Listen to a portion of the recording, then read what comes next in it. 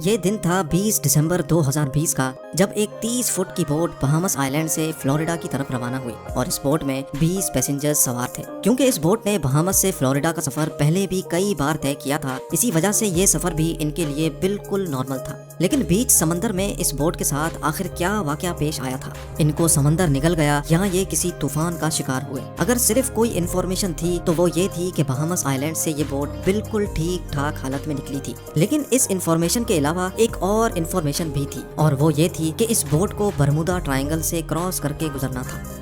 جب American coast guards کو اس بات کا علم ہوا تو ایک سرچ آپریشن کنڈکٹ کیا گیا، جو سمندر کے اس حصے میں پورے 4 دن اور 4 راتوں تک چلتا رہا۔ لیکن مجال ہے کہ اس بوٹ کا ایک بھی حصہ ملا ہو۔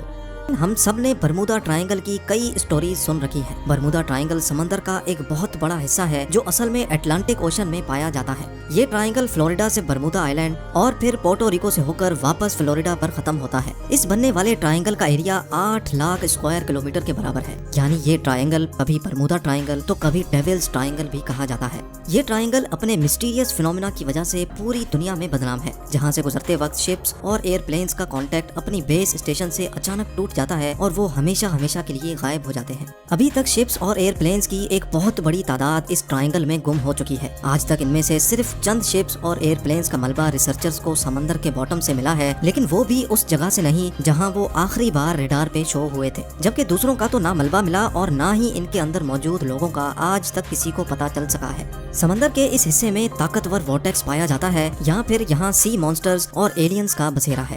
آخر برمودا ٹرائنگل میں کچھ تو اب نارمل ضرور ہے، جس کی وجہ سے نہ تو یہ بڑی سے بڑی کارگو شپس کو چھوڑتا ہے اور نہ ہی کسی جہاز کو۔ یہاں پیش آنے والی اب نارمل ایکٹیویٹیز کا ایکچوئل ریزن سائنسدانوں کو آخر کار مل چکا ہے۔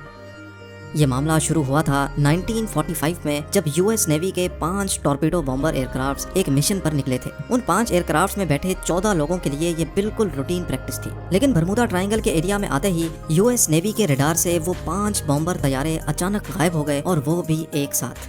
کیونکہ اس وقت ورلڈ وار 2 کو ختم ہوئے صرف چند مہینے ہی گزرے تھے، اسی وجہ سے یو ایس نیوی کا شک تھا کہ شاید کسی دشمن نے ان کے جہازوں کو گرا دیا ہے۔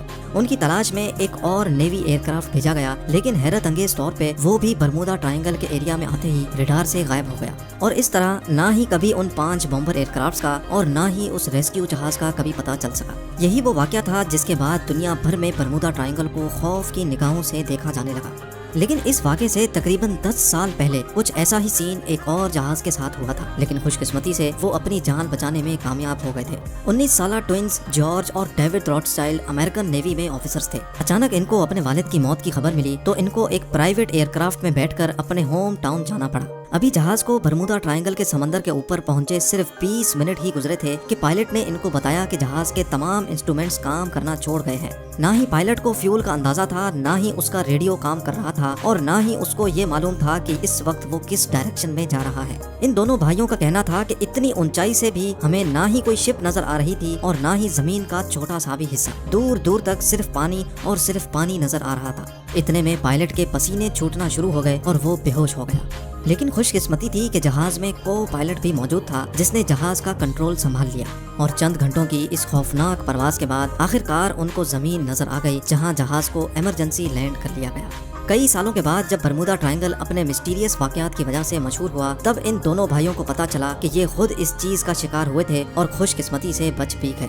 2015 میں الفارو نام کی ایک کارگو شپ فلوریڈا سے پورٹو ریکو جا رہی تھی، جو 1 اکتوبر 2015 والے دن ریڈار سے غائب ہو گئی۔ یو ایس کوسٹ گارڈز اور ایئر فورس نے ایک کمبائنڈ سرچ آپریشن کیا، اور پورے 1 مہینے کی سرچ کے بعد الفارو سطح سمندر سے 15,000 فیٹ نیچے سمندر کے باٹم پر پائی گئی۔ شپ کے کیپٹن سے جب آخری کانٹیکٹ ہوا تھا تب ایسا لگ رہا تھا جیسے شپ میں پانی آ چکا ہے، اور وہ الفارو سے ہونے والا آخری کانٹیکٹ تھا۔ 23 فیب 2017 کو ٹرکش ایئر لائنز کا ایک جہاز فلائٹ TK-183 کیوبا کے شہر ہیوانا میں لینڈ کرنا تھا، اور اسی وجہ سے اس کو برمودا ٹرائنگل کے اوپر سے گزرنا پڑا۔ لیکن اچانک پائلٹ نے کنٹرول ٹاور کو رپورٹ کیا کہ جہاز بالکل ایب نارمل بیہیو کر رہا ہے، جس کی وجہ سے پائلٹ نے فوراً جہاز کا رخ بدل دیا اور ہیوانا کے بجائے ڈالس ایئرپورٹ پر جہاز کو لینڈ کرا کر 440 پیسنجرز کی جان بچا دی۔ اس طرح کے اور کئی انسیڈنٹس برمودا ٹرائنگل کی حدود میں پیش آ چکے ہیں۔ کئی تو انسیڈنٹس رپورٹ ہوئے جن کی لسٹ ویکیپیڈیا پر موجود ہے، لیکن چند انسیڈنٹس تو ایسے بھی تھے جو آج تک کبھی رپورٹ نہیں ہوئے۔ 1967 में क्रिसमस वाले दिन एक अमेरिकन बिजनेसमैन जिसका नाम बुर्राक था अपनी लग्जरी यॉट में मियामी बीच की सैर को निकला। लेकिन थोड़ी ही देर बाद बीच गार्ड्स को बुर्राक की कॉल आई और उसने बताया कि उसकी यॉट की किसी ठोस चीज से टक्कर हुई है। जब गार्ड्स वहां पहुंचे तो ना ही उनको कोई यॉट मिली और ना ही बुर्राक का कोई नामो निशान था। वला आलम समंदर में कौन सी चीज से उसकी टक्कर हुई थी, ये राज बुर्राक के साथ ही हमेशा के लिए दफन हो गया। बरमूडा ट्रायंगल की रोंगटे खड़े करने वाली मिस्ट्रीज हर नए वाक़े के बाद एक बार फिर से लोगों के जहनों में ताज़ा हो जाती हैं और हर बार की तरह इस मिस्ट्री का जवाब तलाश करने के लिए साइंसदानों की खोज एक बार फिर से शुरू हो जाती है। लेकिन इस बार साइंसदानों ने कुछ ऐसे ठोस सबूत तलाश किए हैं जिससे जाहिर होता है कि शायद वाकई ये मिस्ट्री अब सॉल्व हो चुकी है। यूनिवर्सिटी ऑफ कोलोराडो से ताल्लुक रखने वाली एक अमेरिकन साइंटिस्ट की टीम ने सैटेलाइट से बरमूडा ट्रायंगल की कड़ी जाँच की, जिसमें उनको कुछ ऐसा देखने को मिला जो शायद आज से पहले किसी ने भी नहीं देखा था। उन्होंने नोटिस किया कि बरमूडा ट्रायंगल के ऊपर कुछ ऐसे क्लाउड्स बन रहे हैं जो ना ही स्क्वायर हैं और ना ही सर्कल, बल्कि ये क्लाउड्स हेक्सागोन की शक्ल जैसे हैं और इनका साइज 88 किलोमीटर जितना बड़ा होता है। एक्सपर्ट टीम का मानना है कि शायद ये क्लाउड्स कोई आम क्लाउड्स नहीं बल्कि ये एयर बॉम्ब क्लाउड्स हैं। यानी जब ये अजीब किस्म के बादल बनते हैं तो इनके नीचे बहुत ही तेज हवा के झोंके चलते हैं जिनकी स्पीड 250 किलोमीटर पर आवर तक पहुंच सकती है। हवा के इन झोंकों की स्पीड इतनी तेज होती है कि ना ही इनमें कोई हवाई जहाज आसानी से उड़ सकता है और इनकी वजह से पानी में जो लहरें बनती हैं ना ही उनमें कोई बड़ी से बड़ी शिप तैर सकती है। साइंसदानों का कहना है कि शायद बरमूडा ट्रायंगल में होने वाले हादसात की ये भी एक वजह मानी जा सकती है।